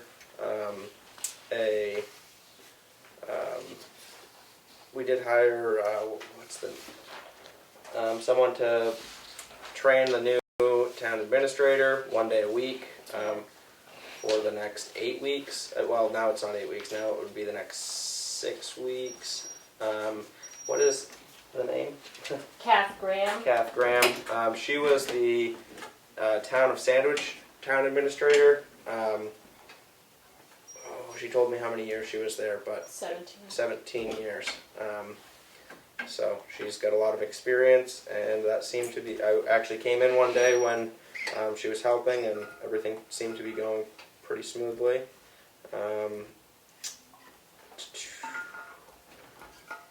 What else did I have? I think that's it for me for this week. So just phone calls more or less, but yeah, I think that's all. Is there, what do you have for this week, Kelly? So I'm going to be giving my report for 2 weeks because I was sick last Yeah. week and wasn't here. So about 2 weeks ago, I went to a Conservation Commission meeting. A lot of different things happening. We mostly talked about the Betty Steele loop and the editing of that loop trail that's needing to happen, and just sort of getting the different feedback on that. Discussion on the Perkins easement. discussion on the 4th of July float.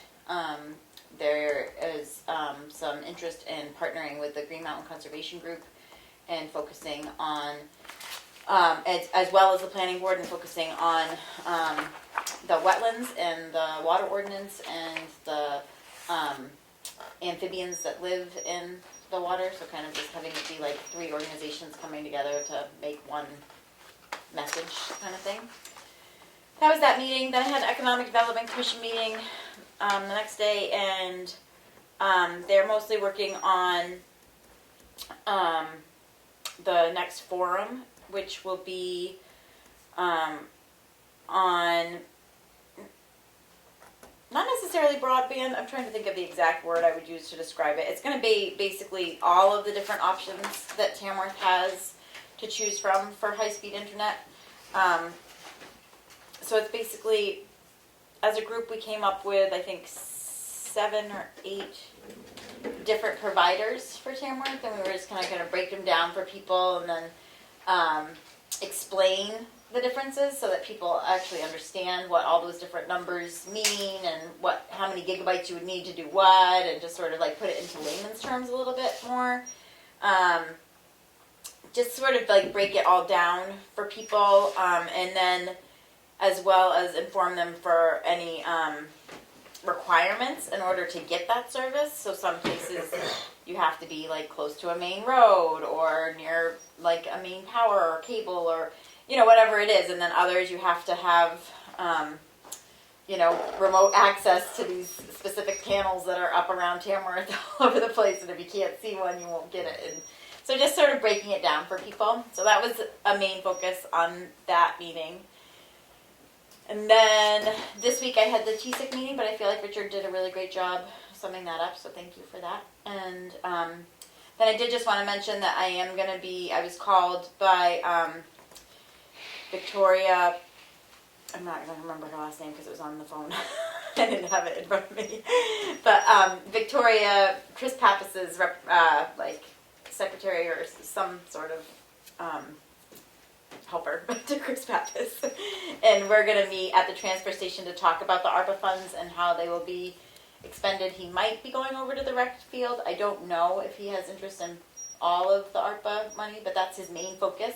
But she did want me to think of anything that we might want the congressman to be aware of that the town is dealing with. And the only thing that I sort of came up with, just thinking about it, it was just this afternoon that she called me, was possibly our issue with the town septic, just because it really is something that's affecting the town a lot. And I don't know, she said like to see if there was any funding available that we wouldn't need to be aware of. So I don't know if it would be something to make the congressman aware of, that it's a struggle that the town's dealing with and we're trying to figure it out.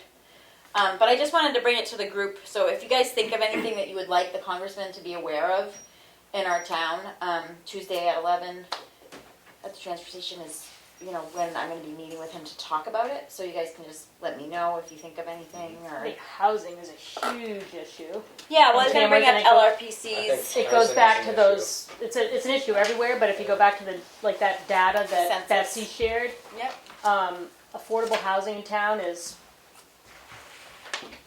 Yeah. a crisis. And I know that New Hampshire has a lot of money right now. But if you look at how the Governor's Council determined that money for housing should be spent, the categories don't really impact Tamworth because it's focusing on a lot on municipalities that have zoning that's restricting housing opportunities. You know, like towns that don't let you have more than one dwelling on a lot, or you can't have in-law apartments or things like that. So a lot of the money is focusing on encouraging municipalities to change their zoning.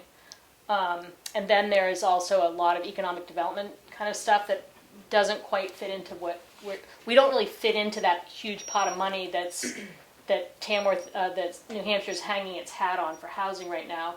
So, boy, I'd catch his ear on that. Okay, I'll definitely bring that up with them. Yeah. And like I said, if you guys think of anything, just shoot me an email or whatever.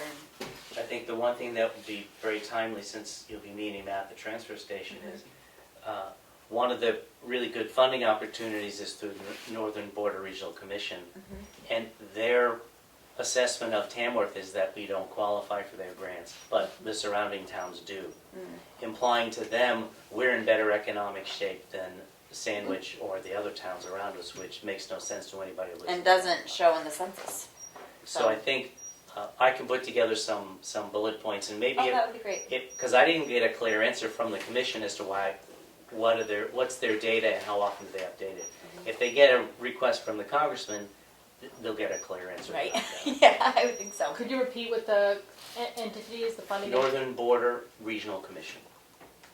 Thanks. And that's all I have. Thank you. And Leanne. Yeah, so I checked in with Dan just to see how, that he got his applications to the school, and he's been starting to get numbers back. Still hasn't found anybody as of the beginning of the week for lifeguarding yet, so he's still on the search for that. Did that come up? Yeah, so I did talk to Dan.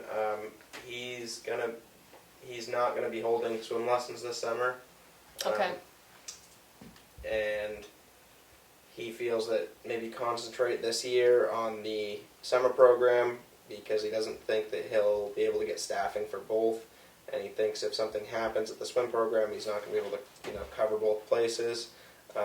So he's going to focus on the summer program for this summer, and then come around next year, he wants to, he'll have the summer program ironed out a little bit, and then he can focus more on the swim program, Okay, getting that good. up and running. So I mean, that makes sense that was because part of the update. that's a big risk to have kids with water if he doesn't have the right staff. Yep. But he seemed positive, about the initial people checking in with their applications. I also just completely lost my train of thought.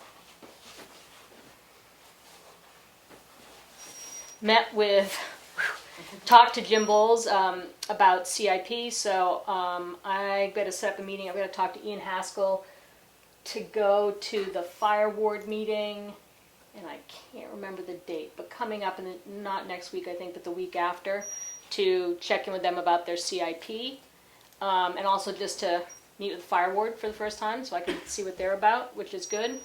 I also have a meeting on June 3rd with the town health officer who we share with Sandwich, Louis Brunel, and Chief Littlefield, just so that I can understand like what a health officer's responsibilities are in our town. I mean, I have a general idea about it, but also how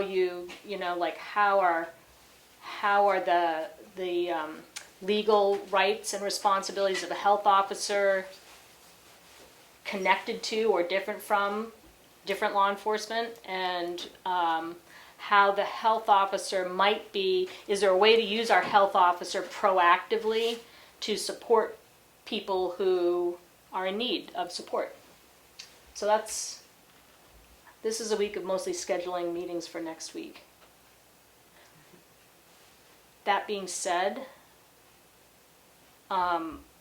speaking of scheduling, this is an addition to the agenda that none of us remembered. We have to decide who our representative to TCNA should be. Maybe we wait till Carl's back next week, but I just don't want anybody to forget about it.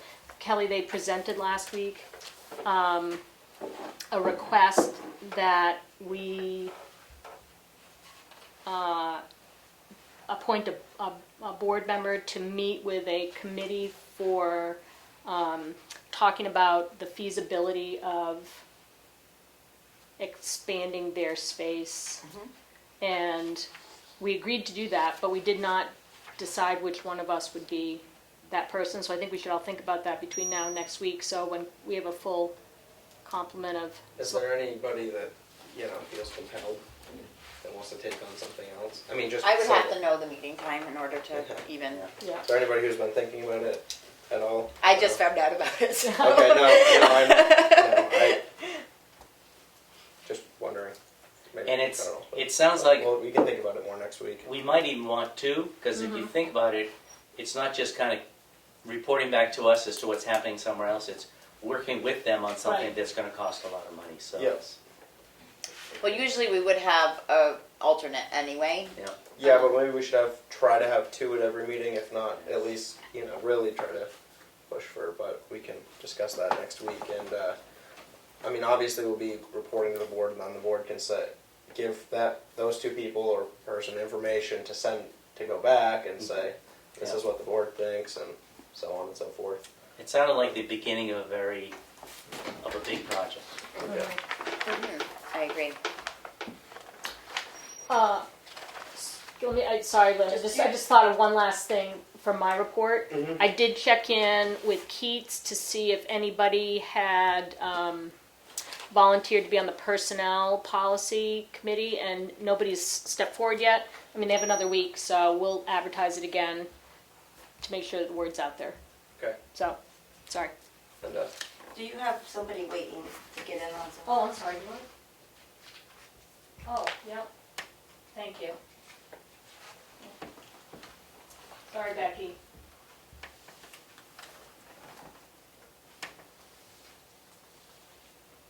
Wish there was a way to got some little alarm. Right? I know, especially when I'm trying to. buzzer. Yeah. But it's helpful. Nobody else can see that and pay attention, which is. Shoot. All right. I think she's good. She's on.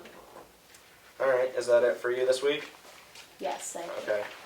Is there any public input? Ed?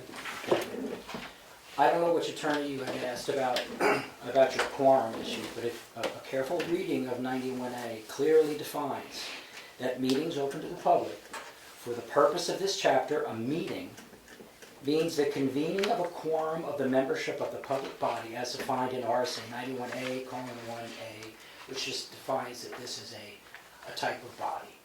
And it goes on to say, for the purpose of discussing or acting upon matters over matters over which the public body has supervision, control, jurisdiction, or advisory power. And I went through this before with Brookfield, because their selectmen show up at the Brookfield Planning Board.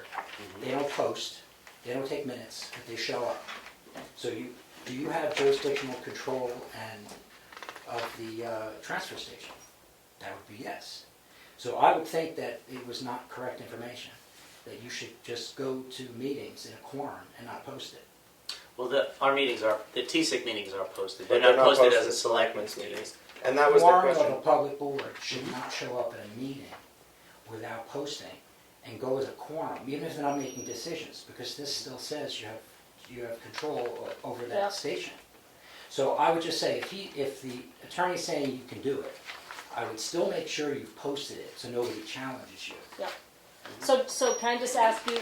I'm when not you an s- attorney. No, I know.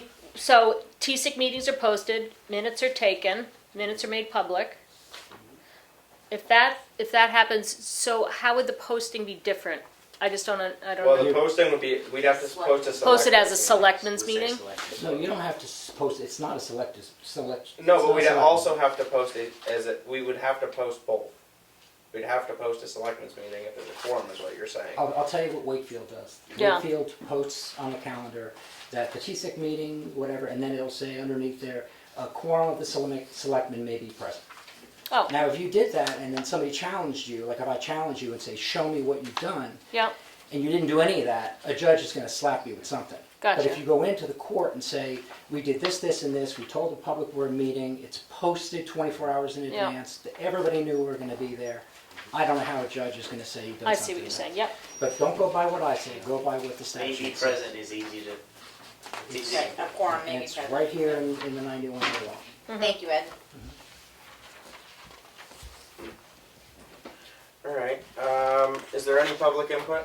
Yes. I just have a question.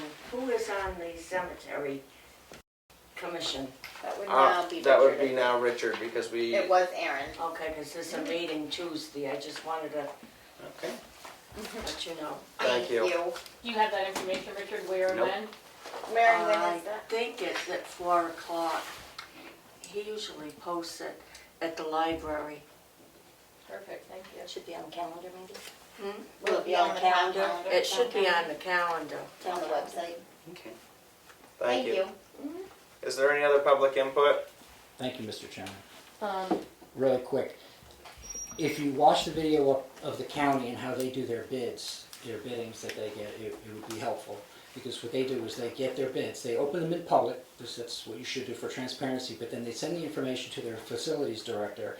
He looks through it all, because he's not seeing what they've sent, and then he comes up with a report for you for each person that bid. So you have more information, and you also have his recommendation. And I don't know if Tim is the person that you go to for all this stuff, but if he was the facility director, then I would use his knowledge to go through that and give you a recommendation. Okay. That's what they do. Makes sense. Thank you. Thank you, Ed. That's it. Is there any other public input? Anything from Zoom? None? Is there any? I have, Oh, Linda has her hand up, okay, Oh, yeah, sorry. let them go. I think. Did she have her hand up, or was that the mouse on her?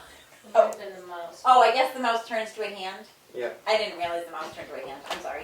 All right. I just saw a hand. Linda? On the applications for the rec summer program, where did the $100 fee come from? It used to be like they paid $10 to get a T-shirt, but I mean, I thought it was funded with the taxpayers at town meeting. I don't know. I'll look into that. I'll ask Dan about that. I mean, it didn't. It used to be $10 to sign up and they got a T-shirt. If they went on a field trip to Story Well, I Lake or don't think something. T-shirts have gone up. Well, I can explain a little bit based on when, $100. I can explain a little bit based on when he presented to us. His budget for the program, that $100 includes the trips, because that's part of the week, it's not a separate thing. Yeah, I think that the trips used to be like on Fridays, you could come X days and then choose the trip kind of separately, so you could do all of it or just choose the trip. Or Some just, trips are cheaper than others. yeah, and I think he's averaged it out, and he's also looking at transportation costs to get kids. The busing costs are huge right now, and is he changing the plan about having Wednesdays at White Lake then, or is that still part of the plan? I will. I don't ask think you can Dan. take them there without a life jacket. Well, so that's that's a the $100 question. fee on the application. Yes, For every week. I thought that's what he said at town meeting. it's $100 a person, And that went then up from it 10. breaks down to like $100 and then $80 for each subsequent child. And then it was his. I have no idea how Parker created his budget, but like if you look at Dan's numbers, it works out to. He's estimating if he gets 40 kids, here's expenses. He's factoring in if he gets 40 kids, which is his max. That's what he has to charge per child to meet Per the week. expenses per week. So that'd be $20,000 over 5 weeks. But I mean, a lot of kids didn't always go on the field trips. Parents weren't comfortable I'll- sending them to Storyland to run, with just so many chaperones. But they may go to the school and participate in those things. I think that's why it was always separate, like the field trips were Yeah. separate, because not all kids participated. Now, thinking back on that old program, the days that there were trips, if somebody chose not to go on the trip, there wasn't an alternative for them on those days to stay back at the school or anything No. like that. No. They either went on the trip or they stayed home Yeah, type of yeah, thing. yeah. Okay, just so I can have. I mean, some trips were like to climb Mount Major, and then there was a trip, some there trips was were Whales cheaper. Tales, there was- Yeah, but I mean, like, Yeah. some places were more expensive than others, but I Yeah, mean, they pick and choose, because some kids might not be a hiker, and some kid may have gone to Storyland with their parents the weekend before, and the parents aren't gonna pay again for that, but I mean, it's just, that's how it always was done before. I don't know how. Um, I mean, because he was looking at his budget and he was. And- Did Dan create the budget, or did the board create Dan's budget using you know, the Dan old? created. So Dan. Came Not the in- camp budget. I mean the whole rec department yes, budget. Dan created his own budget. Oh, he did. Okay. Because he came in last year and we had money there, but we didn't really have a. We didn't know when we I were could be gonna wrong, hire. but we didn't really have I a mean, it budget. started in July. Yeah, so he came in partway through the year. So in the end of the year, he then created a budget for himself for this upcoming year. Gotcha. So just looking at his budget, there's no way his budget can support the summer program he's got planned for less than what he's charging right now. I'm And gonna, it's just the money's not in the budget. I'll ask him if say somebody doesn't choose to go on certain trips, if that money stays $100 per week. So it's $100 per week per kid. If it's for the first child, $80 so you get a discount, a multiple child discount. And is there any, like, aid? Well, yeah. Numbers showed 56% of the kids are on Yeah, absolutely. luncheon programs, I mean, is there aid at all for that program? He was looking into. He said that the PTA has funds to offset for some families, to give like scholarships to, I don't know what that, he did not He share was with looking us. for guidance from them, I think, as to. Yeah. I don't know if he checked in with them yet. That's a question to ask him. I was just gonna say we could ask him if he's done that. And then, okay, so I'll talk to him and get some answers on that. And then, Okay, are you writing notes what to ask him, or you want me to put them in the minutes for you? you can write notes as well. I mean, I've got a couple things here. Okay, but so- just so I don't.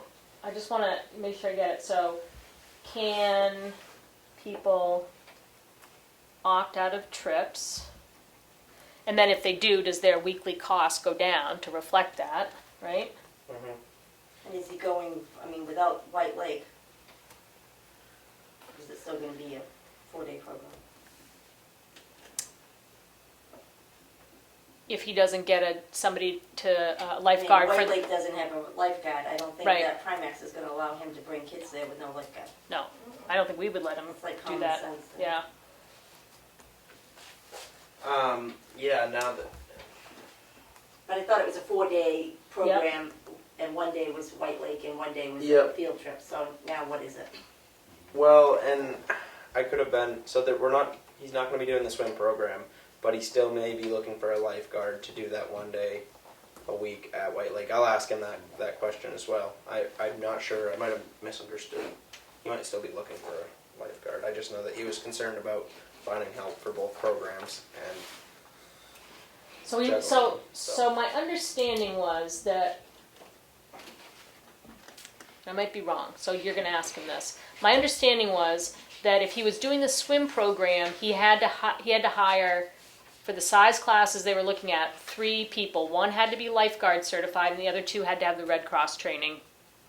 If he's not doing the swim program, but he's still planning on White Lake Wednesdays, where parents drop them off at White Lake, and I think they get picked up at White. I think it's like a full day at White Lake. He still needs to have at least the lifeguard, and then the other staff, because they're not teaching kids how to swim, the other staff is there for safety, for numbers, but there has to be a lifeguard.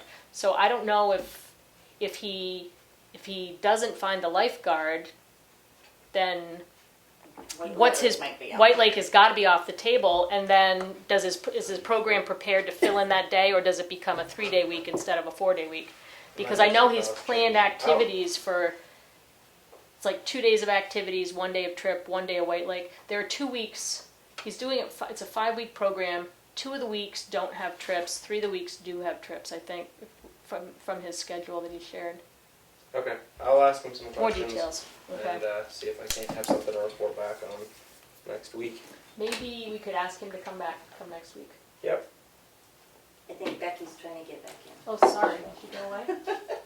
Wow, Sorry, Becky. She must have lost it, and then wonderful internet service. Yeah, either hers or ours. It could be either. sorry, Becky. Is there any other public input?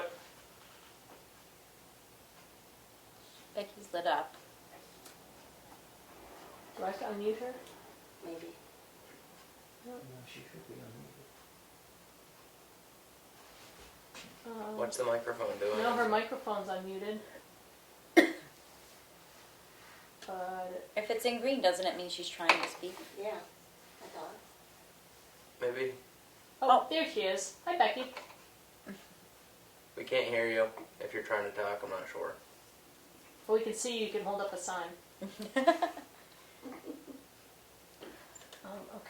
so I wonder why she can't talk. down to What does it say now? minutes. Come. Is there a chat? It says connecting to audio, Oh, connecting to audio. so she probably wants to say something. This is weird. All right, I can catch up on this.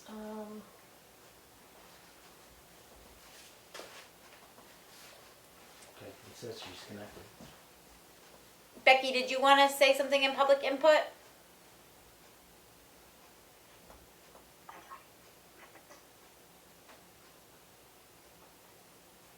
Can you hear me?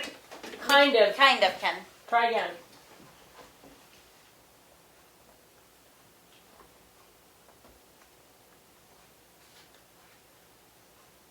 Yeah, the connection's not really working, I don't think. Broadband. Yeah. Desperately. Do you want to write it in the chat maybe, Becky? Yeah, I think you might have to type it out if you're trying to say something, which I think you are. Okay, I have another question. Yep. I came in today and asked for the non-publics from the last week or two. And one of them, it says that the new town administrator can manage her own staff and address performance issues, support, hire, and fire. Is she a town manager or a town administrator? She's a town administrator. Which I think they can't hire and fire as a town administrator. I No, don't they think. cannot. We don't have any, none of our department heads can hire or fire. It all has to come through the select That's board. what I thought. So that's what I I think know the why- meeting minutes were a little bit misleading. I don't think there was no motion made to the way that they were written, because I think those were the minutes I took, and that was when we were talking to the attorney, and I was trying to write down what she was saying. yes. So when I say misleading, I mean that there was it wasn't hiring and firing for the town administrator. It wasn't like her having the power to hire and fire. And I know it looks like that in the minutes. And minutes are usually what you say. So Well, what's been spoken is usually written down in minutes. Well, the non-public ones we summarize, we try to summarize the big points instead of There- writing down word for word. it wasn't. I know what you're saying. It looks like we are giving the power to the town administrator to hire and fire, which you can't. And the town administrator cannot hire and fire. I think it was when I wasn't writing, but it was bulleted down what was being said during the non-public. But there was never any. That wasn't part of any motion or anything. So our town administrator does not have the power to hire and fire. She can report to us with any, staffing issues or Like recommendations, anything like that. Just like any other department head can come to us with any recommendations, or if they've got an open position, they come to us and say, give us their input. But it's up to the select board to do any of the stuff. And the other lady that you hired to train the administrator, where's the money in the budget for that? There's a bunch of it. There's a training line. I mean, wasn't she qualified when you hired her or not? Yes, To but have 2 weeks of training?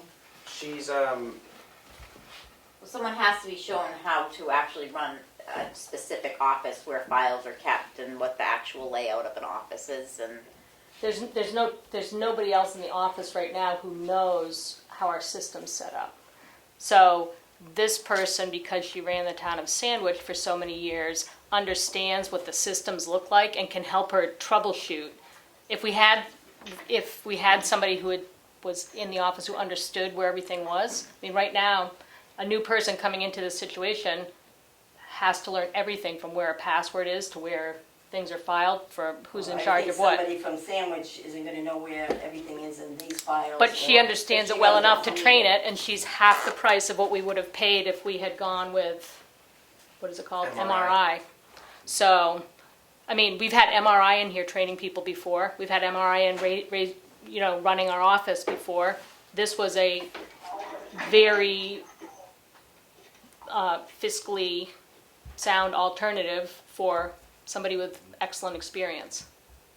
I can tell you in the position that I just left, my employer, the US government, wants to hire me back part-time to help train a new person. So it's pretty common that you need somebody to help ease the transition, and that it seems like a good use of resources. Well, it seems like one person that applied was trained, but that's my opinion. Becky, did Becky she still gave me train? can Is you there see any that? I can't read It it. says Becky wanted to explain that we do have a Carroll County Communication District appointed representative, Cheryl Haight, and they, I assume the I think it's Cheryl Hitt. Hit? It's called Yeah, hit. but Oh. I think she okay. missed. So Yeah. Cheryl Hitt, who is from Skeem Beach. Yes. Right. Yes. Yes, so Cheryl Hitt, they're made aware of it. She's the only one though, so we don't have two. And she was going to be away for this meeting. Oh, okay. Okay. So that's a big clarification. Thank you, Becky. Thank you. Okay. So we should identify one more for the district. Yeah. So maybe it Yeah. would be the Okay.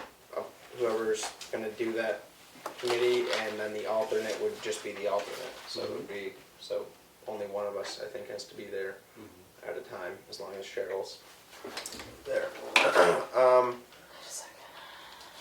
Is there any other public input?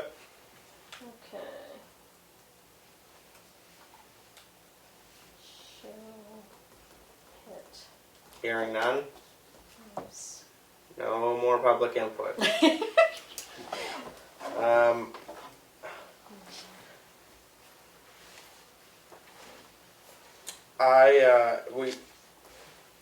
We are not gonna do, I have another change to the agenda. We are not gonna go into non-public under C. Okay. I'm gonna take that off the agenda. We're not going into non-public at all? Nope. Okay. So, with that being said, with no more public input, there's nothing that Nope, anybody there wants to isn't. say. Nope. Motion to adjourn. Maureen and Jim say thank you for a long That's day. a very long evening. Thank you. Second. It's non-disputable. Thank you. Yep. 8:07.